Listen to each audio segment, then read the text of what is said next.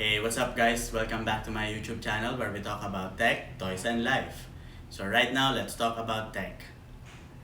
Well, as you can see from the title of the video, so this will be the very first unboxing of a camera here in our channel. So this is a long-awaited item to be unboxed here kasi if you watched my previous video where in-unbox natin yung Peak Design Everyday Backpack, pangarap ko palang magkaroon ng camera and this time meron na siya. So worth it yung pag-antay ng camera, as in ilang buwan ko siyang pinag-isipan, actually taon, bago ako napag-decide na bilhin yung camera na to. So I got the camera from Henry's Cameras sa Uptown.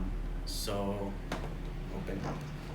So ang binili kong camera is the Sony A6400.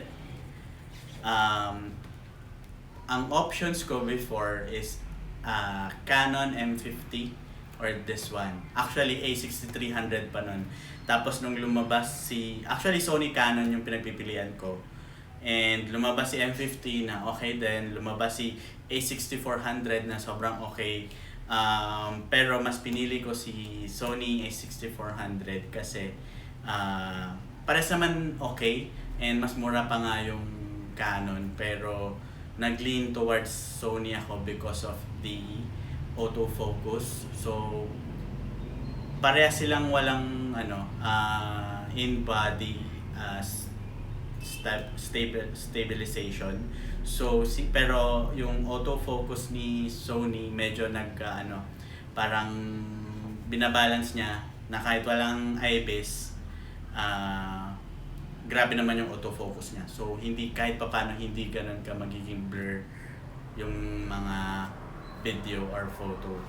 So this one I got the kit lens lang, which is the E-mount 16 to 50 millimeters with f3.5 to 5.6.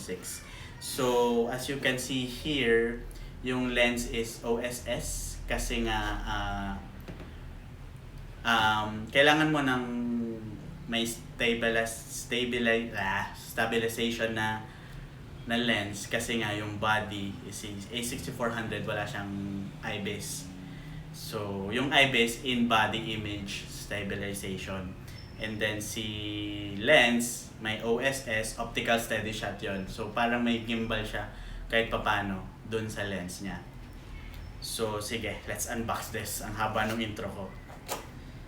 So yan, actually na-open ko na siya sa store para lang i-check if working, pero pag ganun kasi sa store hindi ko masyadong na-appreciate yung unboxing. Parang just open it just to check lang if all is well and walang sira. So yung kit na to, it comes with 64 gigabytes memory card. Yan. And then yun pala, may freebie siyang Boya mic BYMM1. So okay na rin. Gusto ko sana may tripod and camera bag, pero yun lang yung current nila. Dati kasi meron and parang battery yata, or sa Fujifilm yata yan. So a bunch of instructions and warranties. Yan. And then ito na. Ito muna. So yung charging brick niya, this one, and cables, charging cables here, and then the battery. Ito. So this is info lithium ion NP-FW50. So yeah. And then here's the viewfinder. So mamaya install ko rin siya. And then meron pang ganito. Lastly, yung strap. Hindi ako nakabili ng Peak Design. Next time na lang. Pero pangarap ko rin siya na yun yung gamitin. Pero maganda rin naman yung strap ni Sony. So team alpha na tayo. And then what else? So yun lang, and then the camera. So using ko lang.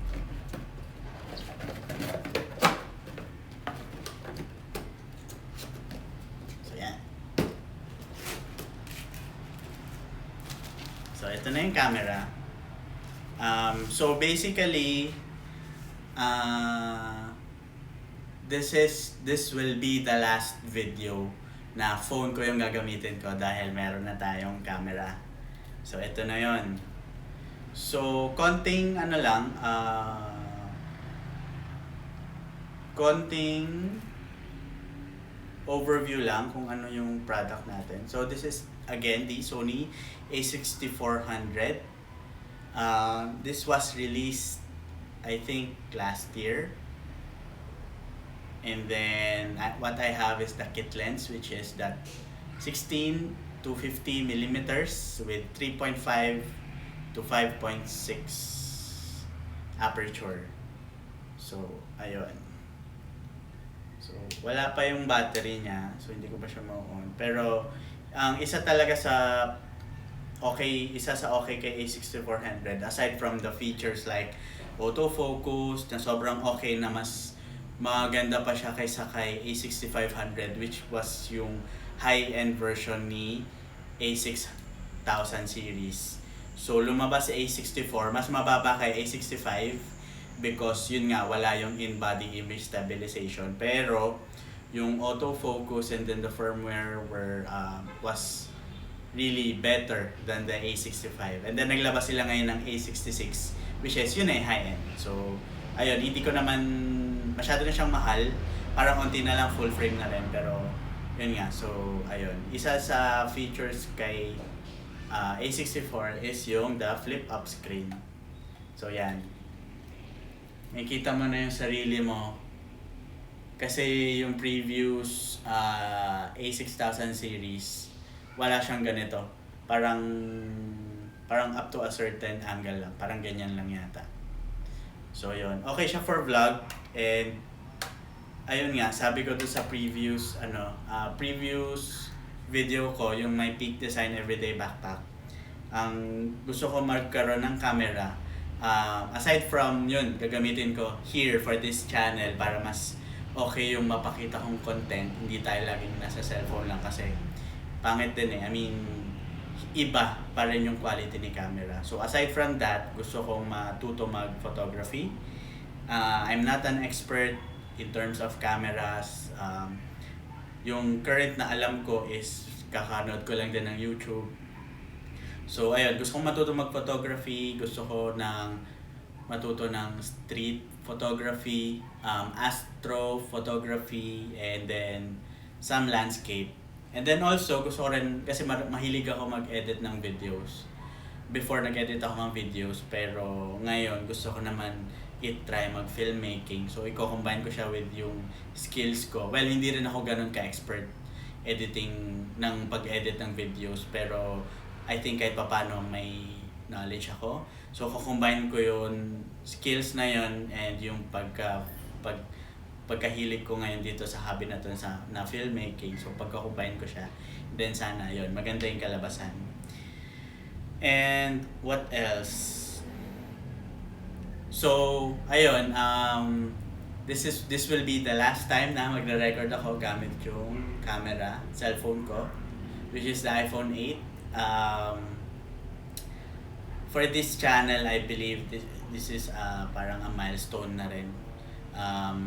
This year lang naman ako nag-start mag-videos, pero dami ko nang natutunan in terms of yung production, kahit one-man team lang.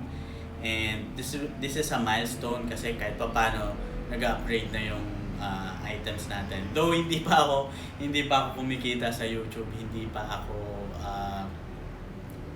pa na-monetize yung YouTube natin, pero nakakabili ako kasi yun talaga, before ko pa i-start yung YouTube, gusto ko na talagang magkaroon ng camera. So hindi dahil nag-YouTube ako, bumibili ako ng ganito. So before YouTube pa, gusto ko na talaga siyang magkaroon. Gusto ko na talagang i-start yung hobby. And at the same time, lalo lang na-fuel yung fire nung nag-start ako mag-YouTube. So sabi ko, kailangan na rin talaga. So ayun, so yun lang guys. So, yun lang. Thank you. And if you're not yet a subscriber, please hit the subscribe button and make sure to tap the notification bell para mag-update kayo sa mga videos na i-upload ko. So, yeah.